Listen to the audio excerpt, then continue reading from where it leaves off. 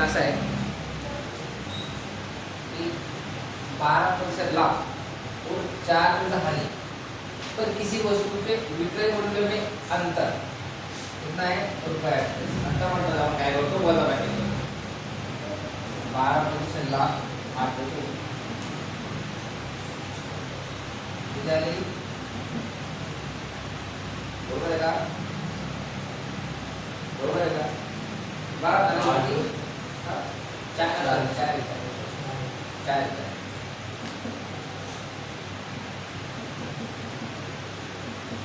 बरोबर 12 4 अंतर म्हणजे आपण काय करतो वजा करतो आता किती अंतर 28 8% बरोबर 28 ज्या संख्येचे शेजारी प्रतिशत चिन्ह असतं पर्सेंटेजचं शेजार आपण काय घेतो 100 घेतो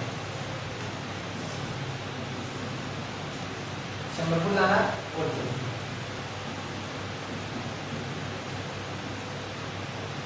ठीक आहे आता किती भाग होतोय 4 दुनी किती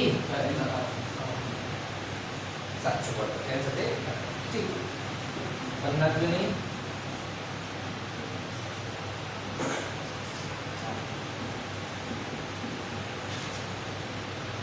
7 5 पाच बरोबर 4 दुनी 8 4 7 28 100 होता 2 50 दुनी 100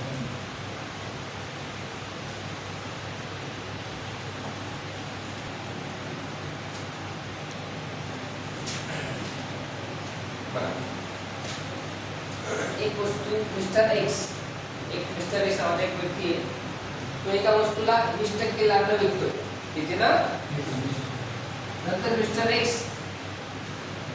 इस वस्तू को 25% लाभ में विकतोय मिस्टर वाई ला दूसऱ्या व्यक्तीला यदि मिस्टर वाई उस वस्तू के लिए 225 रुपये 25% लाभला विकल्यानंतर वाय मिस्टर एक्स ला किती रुपये देतोय 225 तो मूल विक्रेता के लिए उस वस्तू का क्रय मूल्य द्या हे तुम्हाला कालच बोललो ज्या वेळेस क्रय मूल्य म्हणजे खरेदी किंमत काढायची असते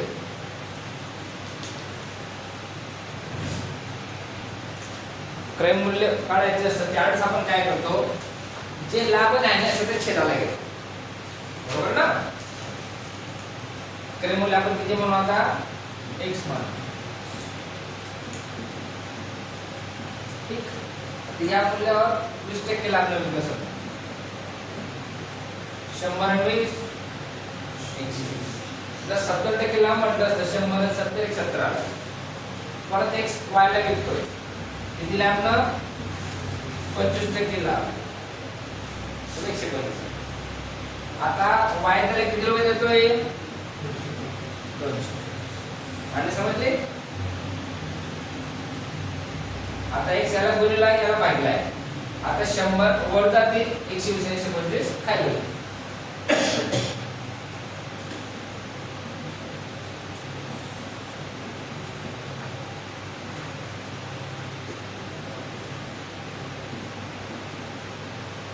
बरोबर आता जे x असेल त्याचं उत्तर दे माने समजते ना बरोबर करा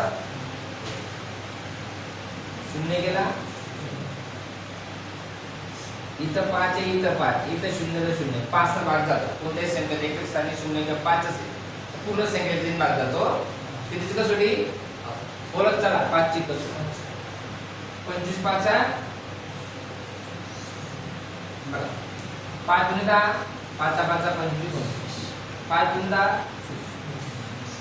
बरोबर 25 रुपये किती 625 बरोबर 25 तर आपण 5 5 25 25 सॉरी 5 चौक 20 5 5 25 5 चौक 20 आता हा करा हा 5 225 10 आणि 4 4 4 4 त्रिक बरोबर समजतंय ना 225 गुणिले 10 बाजूला 3 गुणिले 5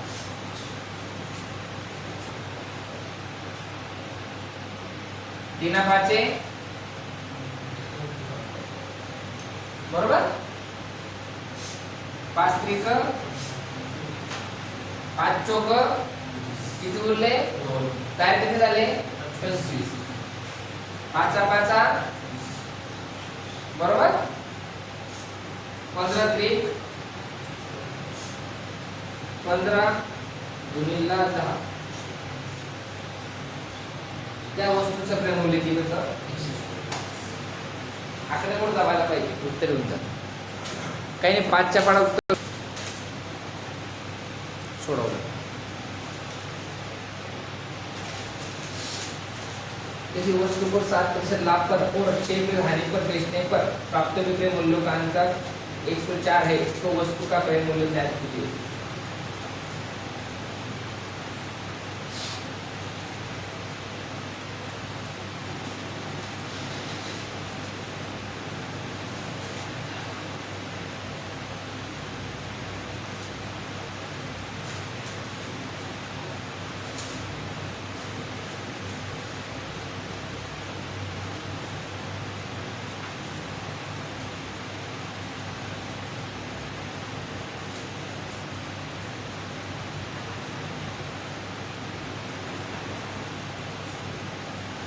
इधर उत्तर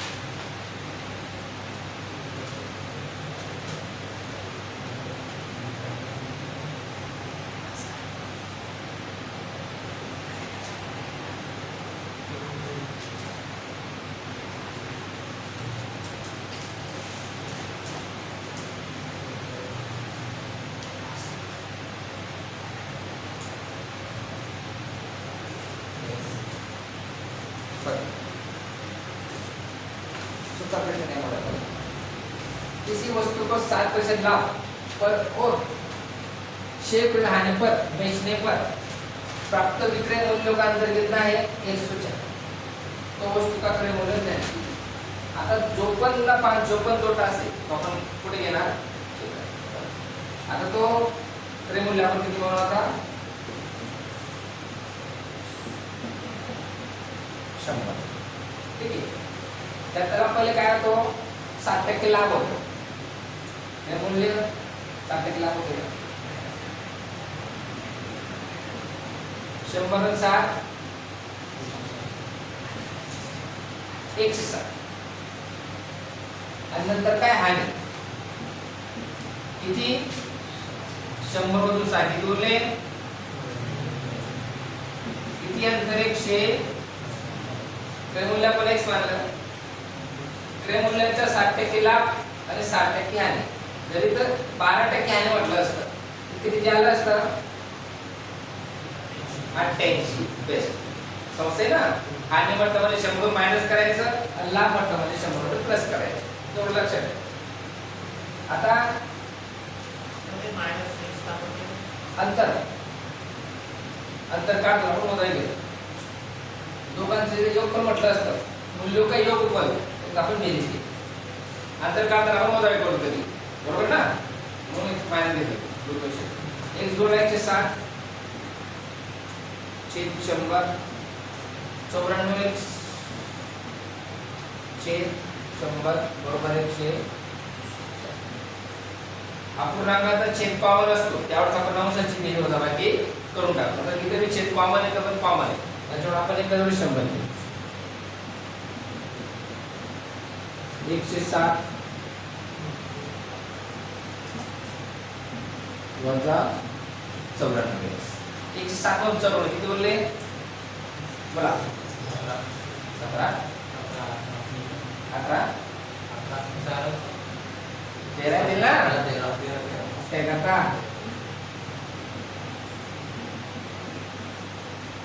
ना 13 कुठे येणार 100.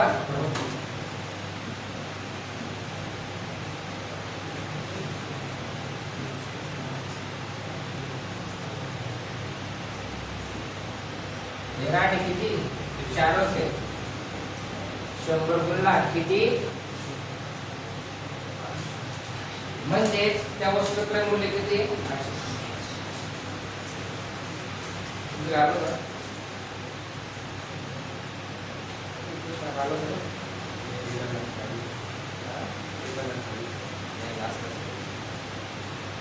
अंदर वाटे को करून घे.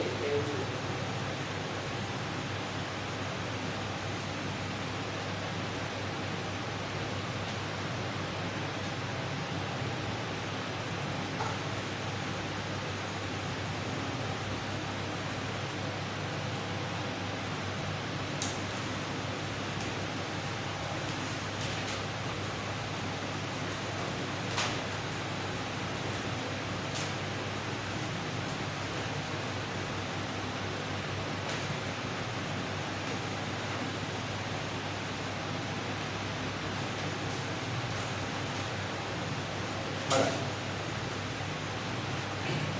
17 गेंदों को रुपये 720 में बेचने पर 5 गेंदों के क्रय मूल्य के बराबर हानि होती है.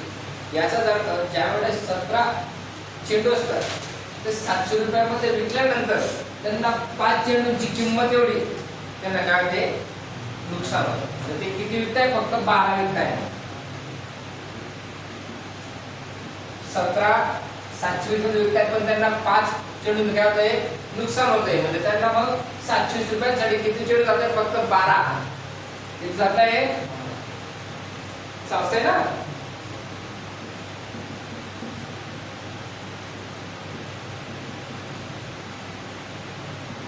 बारसा एक चेंडू कितीला? असे काही कन्सेप्च्युअल क्वेश्चन असतात.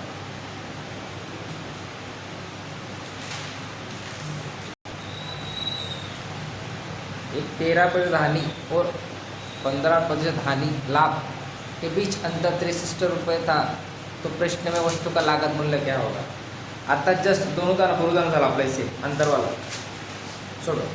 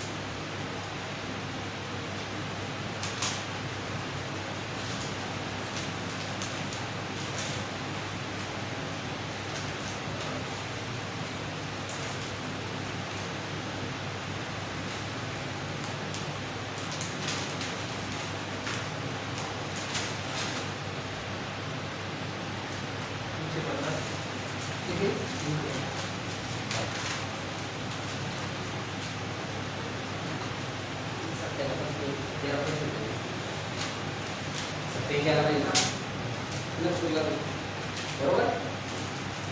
बघा एक 13% हानि और 15% लाभ के बीच अंतर कितने रुपए? 63 रुपए.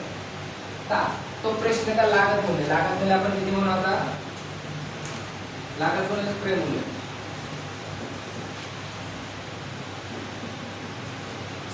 बरोबर ना? एक किती टक्के आहे? म्हणजे 13. 100 म्हणून 13 किती उरले?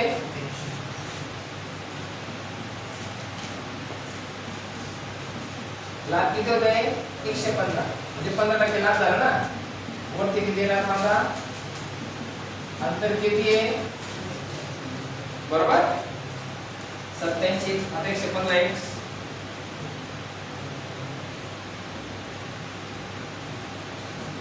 87 बरोबर 115 और 27 किती उरले? 28. बरोबर. छेद कॉमन करू.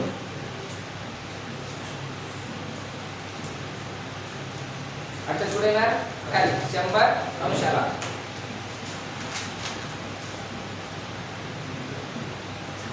जे येते आता 61. 7 चौक 7 नम 25 चौक 25 नम 50 त्या वस्तूचं क्रय मूल्य किती? 200 रुपये. आलं का?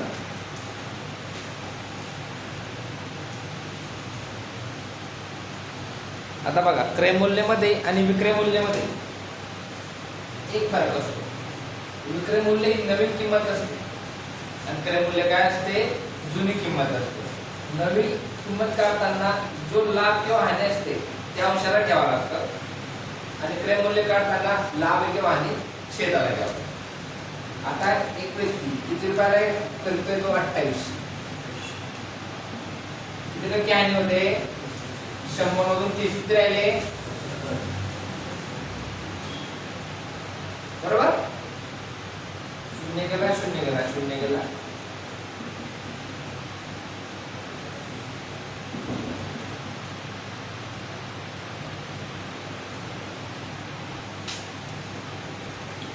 ठीक आहे. कोई व्यक्ती 28 रुपये, आता किती 28, त्याला किती होता 30, 100 वरून 30 उरले किती 70, 70 चे 100, शून्य गेला, शून्य गेला, शून्य गेला, शून्य गेला, 28 गुणिले 70. आपण तर तुला आता शून्य साईडला ठेवू, 7 ने घेऊन तर शून्य ठेवू. 7 वडे किती 56, ह्याच्याला 5 आणि 7, 7 दुनी 14 आणि 5 19. म्हणजे ती वस्तू त्याला 1960 रुपयाला विकायला.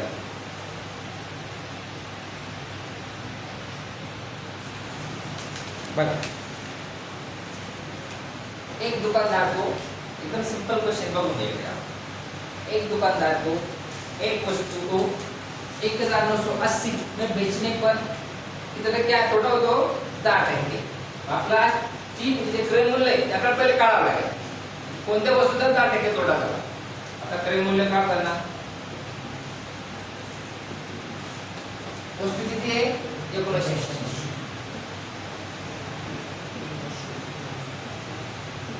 घातला इथे किती तोटा, इथं काही शून्य गेला, 9 ने का ने काटा 100% किती भाग जाणार जाईल का, 9 1 9, 9 दुनी किती बोलले, 9 दुनी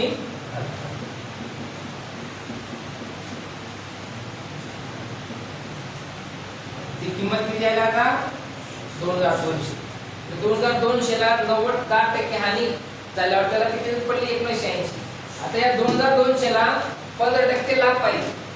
जर लाभ पाहिजे तर ती मूल्याकडे काढायचं. आता नवीन किंमत काढतो ना आपण 115 पुढे घेऊन अंशाला, समजतंय ना. शून्य गेला, शून्य गेला, शून्य गेला,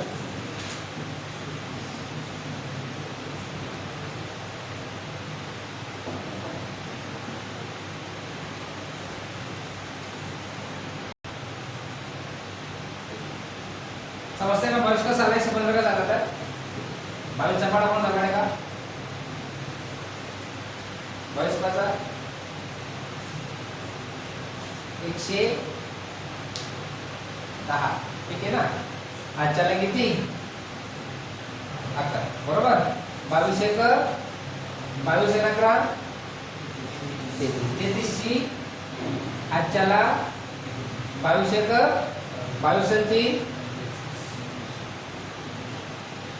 2530. क्वेश्चन असतात.